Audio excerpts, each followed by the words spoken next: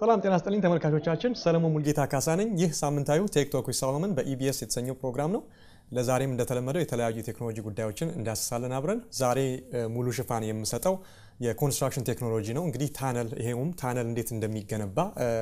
ዳሰሳ እናደርጋለን በጣም ኢንትረስቲንግ የሆነ ፕሮግራም እንደሚሆን ተስፋ አደርጋለሁ ይሄ እንግዲህ ከብዙ ተመልካቾችም በቀረበልኝ አስተያየት መሰረት ወደ ኮንስትራክሽኑ ደግሞ ቴክኖሎጂ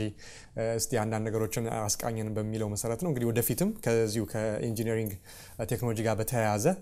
ከግንባታ ቴክኖሎጂ ጋር በተያያዘ ሌሎችም ፕሮግራሞችን እንደማዘጋጅ እንግዲህ ተስፋ አደርጋለሁ ለዛሬ እንግዲህ በታነል ኮንስትራክሽን ዙሪያ ላይ ቅኝት እናደርጋለን ማለት ነው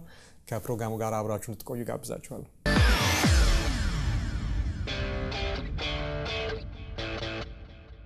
እንግዲህ እስቲ አንዳንድ ስታቲስቲክሶችን ለመናገር ያህል በቀሪው ዓለም ክፍል እንኳን ያለውን ተተን በዚህ በአሜሪካን ሀገር ብቻ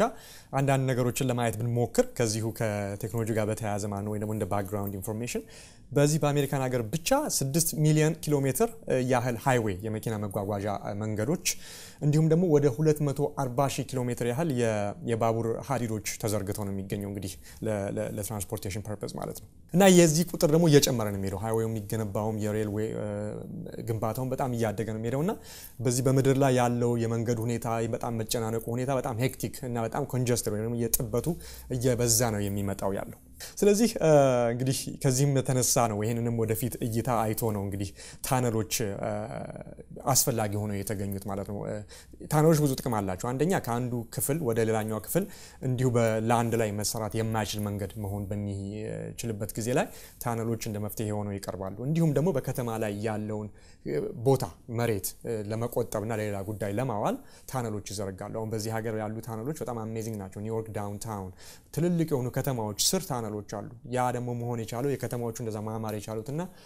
ቆንጆ ፎቆችምና ህንጻዎችም እንዲሁም መዝናኛ ፓርኮችም ሂያው መሆን የቻሉት ታነሎቹ ውጪ ባለመሆናቸው መንገዶቹ ውጪ ባለመሆናቸውና ከስር በመሆናቸው ነው ማለት ነው ስለዚህ በጣም ጥቅማቸው ከፍተኛ ነው የሚሆነው ታነሎች ለትራንስፖርቴሽን ብቻ አይደለም ጥቅማቸው ከድሮም ጀምሮ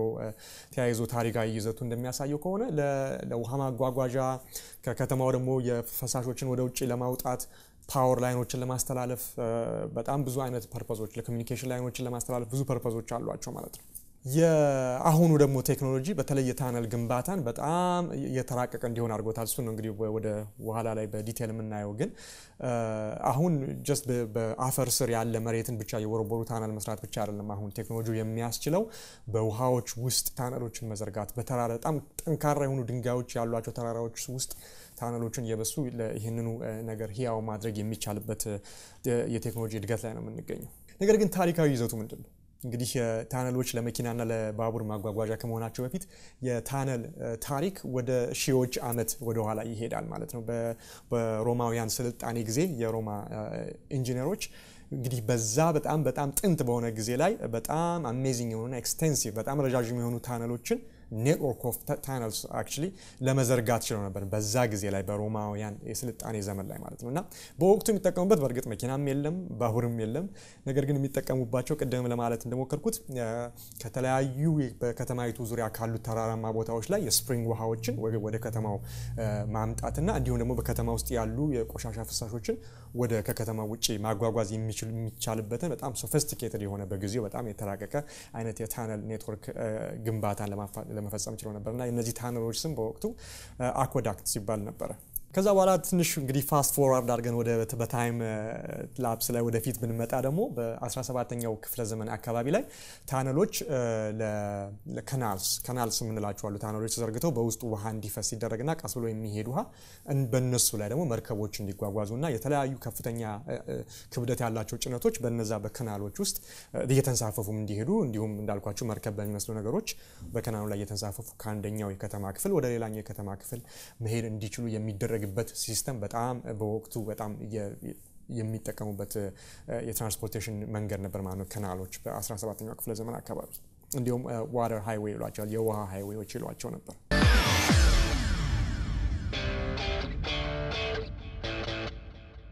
እንግዲህ ደግሞ አሁን ወደፊት ደግሞ አሁንም መተን ዛሬ ላይ ሆነን በ21ኛው ክፍለ ዘመን ላይ በጣም ብዙ የተራቀቁ የሆኑ የኮንስትራክሽን ቴክኖሎጂዎች ግኝት በሚገኝበት በዚህ ወቅት ላይ ሆነን ደግሞ ግንባታዎች አስደናቂ የሆነ ሁኔታ ላይ ሃይ ራይዝ የሆኑ ፎቆች በጣም አስደናቂ የሆኑ ሰስፔንሽን ብሪጆች ብዙ አይነት ነገሮች በሚሰሩበት ጊዜ ውሃ ውስጥ ያሉ ሆቴሎች ሁሉ በሚገነቡበት ሁኔታ ላይ በምንገኝበት በዚህ በ21ኛው ክፍለ ዘመን ላይ የታነል ኮንስትራክሽንም የዚሁ ቴክኖሎጂ ተጠቃሚ የሆነበትን ሁኔታ ነው የምናየውና በጣም ብዙ የተራቀቁ አይነት መንገዶች አሉ ታነልን ለመስራት የሚቻልባቸው ማለት ነው። ድሮ ላይ እንዳልኳችሁ በአፈር ውስጥ እንኳን ቦርቦሮ ታነል ለመስራት ከፍተኛ የሆነ የሰው ኃይልና ጊዜ የሚፈጅበትን ያህል አሁን ላይ ታነል ለመስራት የሚከለክለን ምንም ነገር የለም። በማንኛውም አይነት ጂኦግራፊክ ሁኔታ ላይ ይህንን ነገር መስራት ይቻላል። not only አፈር ቦርቦሮ ነገር ግን ውሃ ውስጥ ታነሎችን መዘርጋት እንዲሁም ነው በተራራዎች ውስጥ ከፍተኛ የሆነ ጥንካሬ ያላቸው ድንጋዮች ውስጥ ሁሉ ታነሎችን ለተለያዩ አገልግሎቶች መዘርጋት የምንችልበት የቴክኖሎጂ ግኝት ላይ ነው የምንገኘው። እንግዲህ ቤዚክስ የሆኑ የታነል ኢንጂነሪንግ ወይም ኮንስትራክሽን ሂደት ለማየት ያህል በጣም ባጭሩ ኢንጂነሮች ይሄን ነገር ለመጀመር ይሄን ነገር ለመስራት ሲያስቡ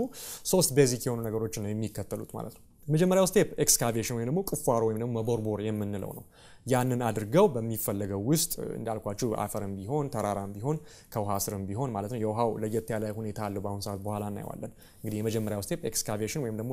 የቦርቦራው የዲጊንግ ሂደቱ ነው የሚሆነው። ሁለተኛው ስቴፕ ደግሞ ሰፖርት የሚባለው ነው። ያ መሬቱ ከተቦረቦረ በኋላ ዙሪያውን ሰፖርት የሚያደርገው ነገር ያስፈልጋልና ያ ኢንጂነሮቹ ያንን ነገር እየቦረቦሩ ሲሄዱ ሰፖርቱንም አንድ ላይ እያበጁና እየሰሩ ነው እንግዲህ ያንን ታነል የሚገነቡት ማለት ነው። ሶስተኛው ስቴፕ ላይኒንግ ይሉታል ወይም ደግሞ ፊኒሺንግ እንደማለት ነው። ምንድነው ያ እንግዲህ ከተቦረቦረ በኋላ ሰፖርቱ ከቆመለት በኋላ ላይኒንግ የሚባለው ደግሞ አስፋልት ከሆነ አስፋልት ስራው፣ ለባቡር ከሆነ ደግሞ የሀዲድ ግንባታውና የተለያዩ ላይቲንግ ሲስተሞቹን እነሱን የመግጠሙና የማጠናቀቁ ሁኔታ ነው እንግዲህ። ስለዚህ እነዚህ ሶስት ቤዚክ ስቴፖች ናቸው ያሉት። ሶስት የሂደቱን ካየን በኋላ ደግሞ ሶስት አይነት ታነሎች አሉ። የተወሰኑትን ከዚህ በፊት በመናገረው ነገር ላይ ለመጥቀስ ሞክሬያለሁ፣ ግን ሶስት አይነት ቤዚክ ታነሎች ናቸው በአሁን ሰዓት የሚገኙት። የመጀመሪያው ቴክኒካል ተርሙን ነው የምነግራችሁ እንግዲህ እንግሊዝኛ ነው፣ በአማርኛም ለማብራራት ሞክራለሁ። ሶፍት ግራውንድ ታነልስ ይባላል። ሶፍት ግራውንድ የተባለበት ምክንያት አይ ቲንክ አፈርን እየቦረቦሩ ስለሚሰሩ ይመስለኛልና ይሄ እንግዲህ ምንድነው ኖርማል የሆኑ መሬትን እየቦረቦሩ በዛ ስር ታነል ግንባታን የሚዘረጋበት መንገድ ማለት ነው። ሁለተኛው ራክ ታነልስ ይባላል። በድንጋይ ውስጥ እየተቦረቦረ የሚሰራ አይነት ታነል። ይሄ ብዙ ጊዜ ተራራዎችን እየበሱ የሚሰሯቸው አይነት ታነሎች ናቸው። ሶስተኛው አንደርዋተር ታነልስ ወይም ደግሞ በውሃ ስር የሚገኙ መተላለፊያ ታነሎች ናቸው። እነዚህ ደግሞ በውሃ ስር የሚሰሩ ለተለያየ ጉዳይ የሚሰሩ ታነሎች ናቸው ማለት ነው።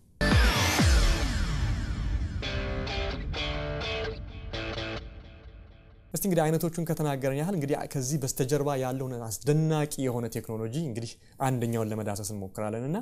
እንዴት ነው አሁን ለምሳሌ ሶፍት ግራውንድ ታነልስ የሚባለው ወይም ደግሞ መሬት የተቦረቦረ የሚሰራው ታነል እንዴት ነው የሚሰራው? እንዴት ነው የሚበጀው? በጣም ከባድ ነው። አንድን ባቡር ማስተላለፍ የሚችል ያህል ቀዳዳ በስቶ ያንን አስተካክሎ ሬል ሀዲዱን ዘርግቶ መብራቱን ገጥሞ ለረጅም ይሄን ማውራው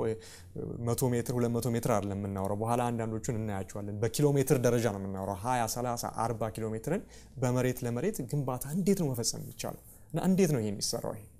አንድ ምሳሌ መውሰድ እንችላለን። በአሁን ሰዓት ላይ በለንደን ከተማ ውስጥ ከፍተኛ የሆነ የታነል ግንባታ የተካሄደ ነው። ኤግዚስቲንግ የሆነውን በአሁን ሰዓት የሚገኘውን የለንደንን የሰብዌይ ሲስተም የምድር ለምድር የባቡር ሲስተሙን በጣም ለማስፋፋት ይሄው ፕሮጀክት ተጀምሯልና የክሮስ ሬል ፕሮጀክት ይባላል እና 21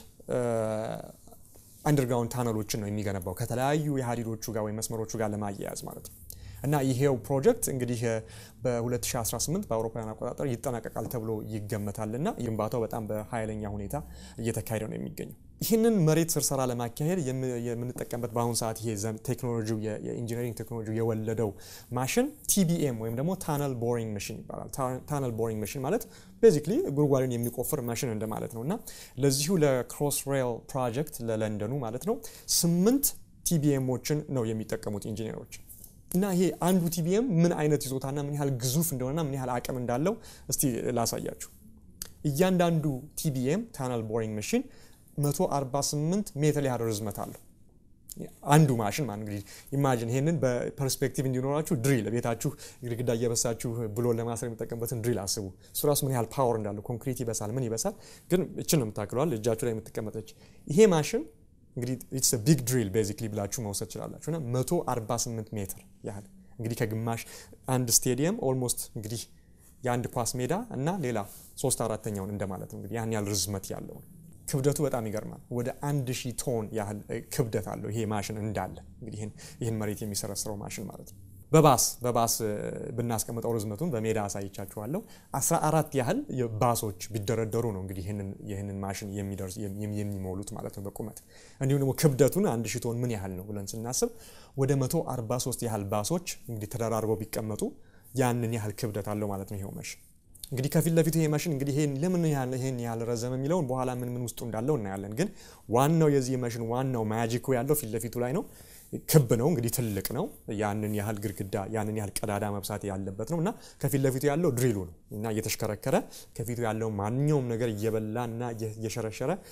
ቀዳዳን መስራት የሚችልበት ከፍተኛ የሆነ ጥንካሬ ያለው የሚሽከረከር እንግዲህ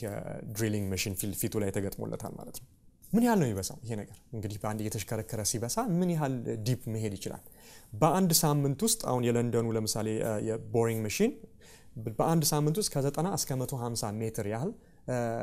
መሰርሰር ይችላል ማለት ነው በጣም ስታስቡ በጣም ትንሽ ነው አንድ 7 ቀን ሙሉ እንግዲህ ኦፍ ኮርስ እያረፈ ለሊቱም አለ ይቆጠራል በርግጥ ግን አንድ ሳምንት ሙሉ ወስዶ የሚበሳው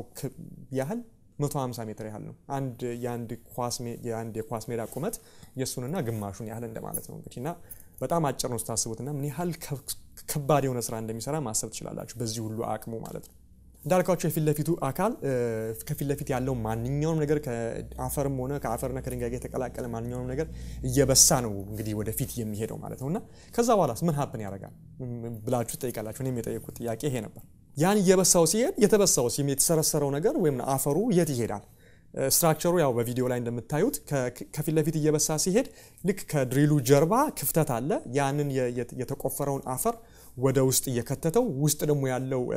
የተቀላቀለ ከውሃና ከሌላ ኬሚካል ጋር ያ የተወረበረው ነገር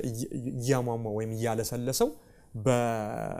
ኤግዚት ሜካኒዝም ወደ ኋላ ያደረገው ያወጣዋል ማለት ነው ስለዚህ ማሽኑ ወደፊት እየበሳ ሲሄድ የተበሳው ስብርባሪው የአፈሩ ክፍል ወደ ኋላ እየተፈጨና እየሟሟ ወደ ኋላ በኤግዚት ሲስተም ይወጣል ማለት ነው ከዛ በኋላ እንግዲህ ይሄን እየበሳ በፌዝ ነው የሚያደርገው ይበሳል ከዛ በኋላ ቀደም እንዳልኳችሁ ሰፖርት ሲስተም አለ አይደለ ያንን ማድረግ አለበት በተለይ አፈር ከሆነ ምንም ነገር ካላደረገው ይናዳል ማለት ነው እንደገና ምንም ነገር ልንሰራበት አንችልም ስለዚህ ሰፖርት ሲስተሙ ይሰራል ይሄ እንግዲህ የሪንግ ነውና እንደ ማጁል ሆኖ የተሰሩ ኮንክሪት ፕሪፋብሪኬትድ የሆኑ ኮንክሪቶች አሉና እነሱ በፒስ ሲገጣጠሙ ያንን ክብ የሆነ የታነል ስትራክቸር መስጠት ይችላሉ በጣም ጠንካራና ኤክስትሪምሊ ፕሪሳይስ በሆነ በሚሊሜትር ሌቭል ፕሪሳይስ የሆኑ የሞጁሎች ናቸው እንግዲህ ሴግመንት ይሏቸዋል እነዛ ሴግመንቶች እንግዲህ እየተገጣጠሙ ሪንግ መሆን ይችላሉ ማለት ነው እነዚህ እንግዲህ ሪንጎች በውጪ ነው የሚሰሩት ከላይ ነው የሚሰሩት ውጪ መሬት ላይ የተሰሩ ነው በትራንስፖርትድ ሆነው እዚሁ ቲቢኤም ውስጥ ገብተው በጣም አኪዩሬት መሆን መቻል አለባቸው እንደገና ደግሞ እንግዲህ በጣም ከፍተኛውን ሃይድሮሊክ ሲስተም እና የኮምፒውተራይዝድ የሆነ ሲስተም በመጠቀም ነው እንግዲህ ከተበሳ በኋላ መብሳቱ ይቆምና እነዚህ ፒሶች በጣም ፕሪሲሽን በጣም ወይ ደግሞ ትክክለኛ ያልተዛነፈ በሆነበት ሁኔታ እየተገጣጠሙ በብሎን ይታሰራሉ ማለት ነው ከዛ በኋላ እነዚህ ፒሶች ከታሰሩ በኋላ ከዛ ደግሞ ማሽኑ ደግሞ እየበሳ ይሄዳል እየበሳ ከሄደ በኋላ ደግሞ ይቆማል ከዛ እነዚህን ይገጣጠማል እንደዛ እያለ መብሳቱና በዙሪያው ያለውን ሰፖርት ሲስተም ኮንክሪቱን መገጣጠሙ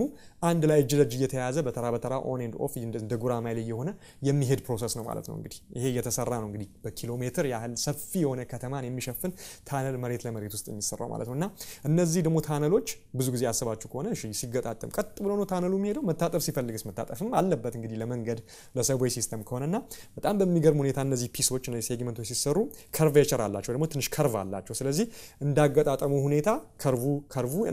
ታነሉን የተለያየ የሆነ የመተጣጠፍ ባህሪ ሊሰጠው ይችላል ማለት ነው በጣም አሜዚንግ የሆነ ፕሪሲሽን ኢንጂነሪንግ በዚህ ውስጥ ታያላችሁ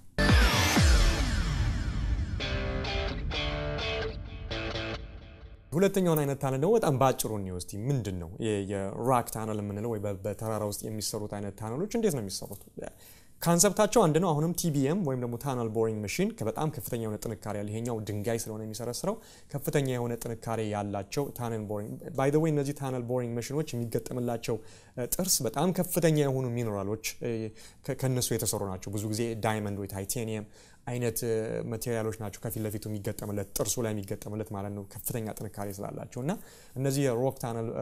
ታነሎች የሚሰሩትም ዘሴም ወይ ነው ይቦረቦራሉ ነገር ግን ሰፖርት ሲስተም አያስፈልጋቸው ምክንያቱም ራሱ ተራራው ስትራክቸሩ